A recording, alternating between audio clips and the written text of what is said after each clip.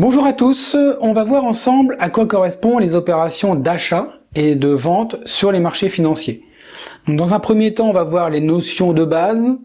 Ensuite, on va voir en détail l'opération d'achat et on passera naturellement sur l'opération de vente.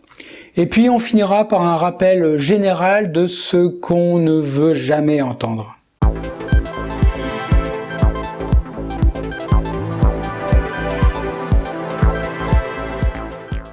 Donc dans cette vidéo, on va parler d'actifs financiers, d'investissement, de marchés financiers, d'actions, de courtiers et divers autres mots utilisés dans le trading. Donc les explications sur ces mots se trouvent dans des liens qui sont dans la description de cette vidéo. Alors, lorsque vous investissez sur les marchés financiers, vous avez la possibilité d'acheter et de vendre des actifs tels que des actions, des obligations, des devises ou des matières premières. Il ne faut pas confondre un achat ou une vente d'actifs avec un achat ou une vente d'une valeur d'actifs.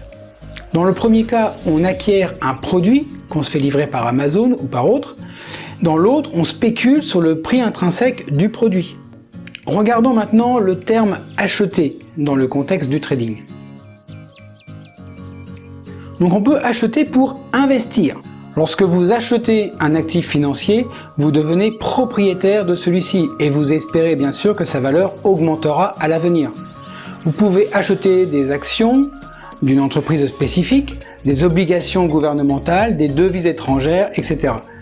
L'objectif est de réaliser un profit en vendant ces actifs à un prix plus élevé que celui auquel vous les avez achetés.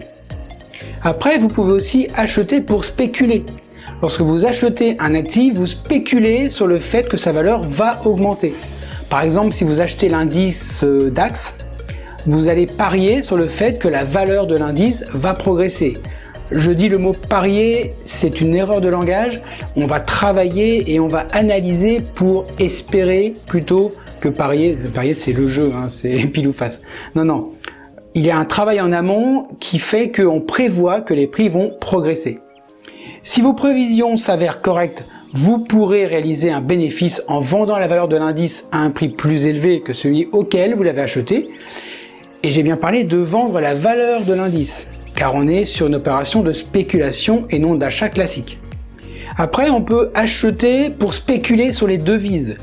Lorsque vous achetez une paire de devises sur le marché Forex, vous spéculez sur le fait que la valeur de la devise de base, donc la première devise de la paire, va augmenter par rapport à la devise de cotation, c'est-à-dire la deuxième devise de la paire. Par exemple, si vous achetez la paire euro-USD, vous pariez sur le fait que l'euro va se renforcer par rapport au dollar américain. Si vos prévisions s'avèrent correctes, génial, vous allez réaliser un bénéfice en vendant la paire de devises au prix plus élevé que celui auquel vous l'avez acheté. Maintenant, on va regarder le côté vendre sur les marchés financiers. On peut vendre pour investir. La vente est l'action inverse de l'achat. Ça, je vous apprends rien, c'est bon? Ça va le faire alors. Lorsque vous vendez un actif financier, vous le cédez à quelqu'un d'autre en échange d'argent. Vous pouvez vendre des actions, des obligations ou des autres actifs que vous possédez déjà. L'objectif de la vente peut être de réaliser un profit si vous pensez que la valeur de l'actif va baisser à l'avenir ou simplement de vous débarrasser de l'actif si vous n'êtes plus intéressé par celui-ci. On peut aussi vendre pour spéculer. Donc la vente sur le marché signifie que vous pariez, non pas parier, que vous espérez à la baisse de la valeur de l'actif. En d'autres termes, vous anticipez une diminution de la valeur. Par exemple, si vous vendez le gold, vous espérez que sa valeur va se déprécier. Si vos prévisions s'avèrent correctes, vous pourrez racheter le gold à un prix inférieur à celui auquel vous l'avez vendu. Du coup, vous allez réaliser un bénéfice. Là, on peut vendre avant d'acheter. On n'est pas sur du concret, on n'est pas sur une propriété. Vous vendez et vous achetez la valeur. Donc on a en fait ce qu'on appelle une vente à découvert. On peut aussi bien sûr vendre pour spéculer sur les devises. La vente sur le marché Forex signifie que vous croyez à la baisse de la valeur de la devise de base par rapport à la devise de cotation. En d'autres termes, vous anticipez une diminution de la valeur de la première devise par rapport à la deuxième. Si vous vendez une paire de devises telle que l'USD-JPY par exemple, vous espérez que le dollar américain va se déprécier par rapport au yen japonais. Et si vos prévisions s'avèrent correctes, eh bien écoutez, vous pourrez racheter la paire de devises à un prix inférieur à celui auquel vous l'avez vendu en réalisant, du coup, du bénéfice. Alors j'en profite pour, avant de passer à la suite, de vous informer qu'il existe bientôt des analyses de stratégie avec des forts ratios de gains dans des prochaines vidéos.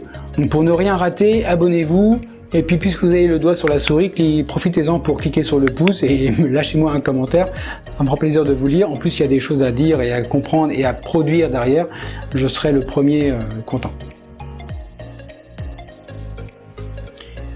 Maintenant on va attaquer le chapitre des rappels. Je vais enfoncer des clous déjà enfoncés, mais je préfère le faire comme ça on est sûr que ça ne dépasse plus. Donc il est important de comprendre que dans le monde des marchés financiers, l'achat et la vente se fait généralement par le biais d'intermédiaires financiers tels que des courtiers en ligne ou des sociétés de gestion de patrimoine.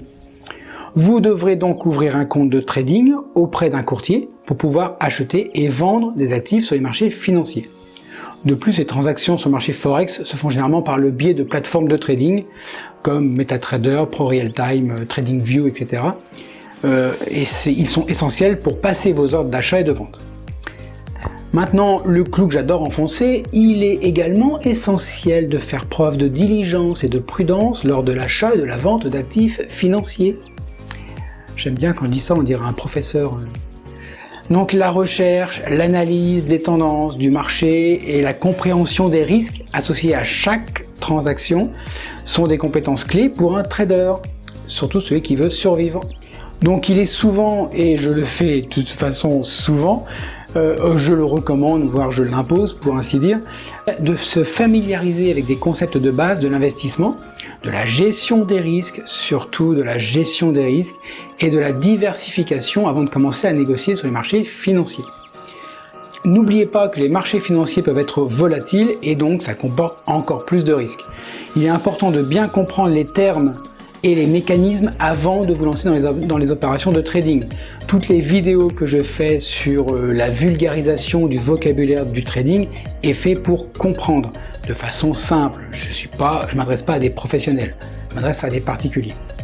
Pour enfoncer les clous définitivement et après on n'y revient plus, moi je conseille de consulter un conseiller financier ou en tout cas de faire des recherches sur des ressources éducatives supplémentaires. Donc il y a celles que je fais et il y en a beaucoup d'autres qui sont aussi bien voire mieux pour acquérir en fait des connaissances complémentaires nécessaires pour prendre des décisions sur aussi bien les outils, les stratégies, les indicateurs, plein de choses. Ne vous laissez pas non plus avoir par les vendeurs de rêves, ce qu'on appelle des vendeurs de rêves, des gens qui vous font croire que le trading c'est facile. Maintenant, écoutez, il me reste à vous souhaiter de bons trades et comme je dis dans toutes mes fins de vidéo, soyez prudents sur les marchés car ils sont très fourbes.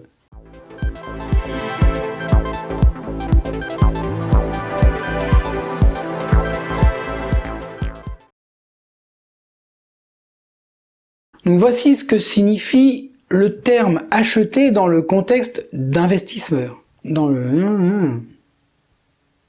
Vous devenez propriétaire de celui-ci.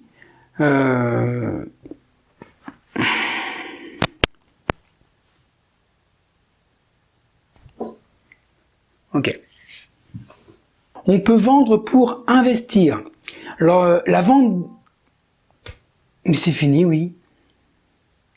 La vente sur le marché signifie que vous pariez, pareil, un défaut de langage, vous estimez, vous pensez, vous espérez la baisse.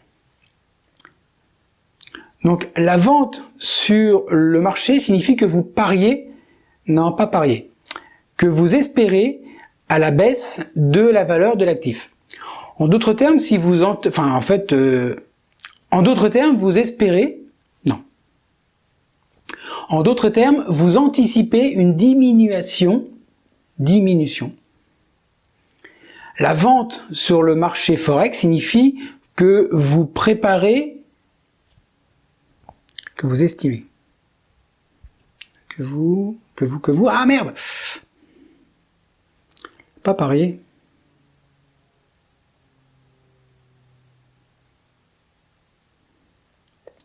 Que vous estimez, parier sur, que vous croyez. Et comporte des risques vraiment très...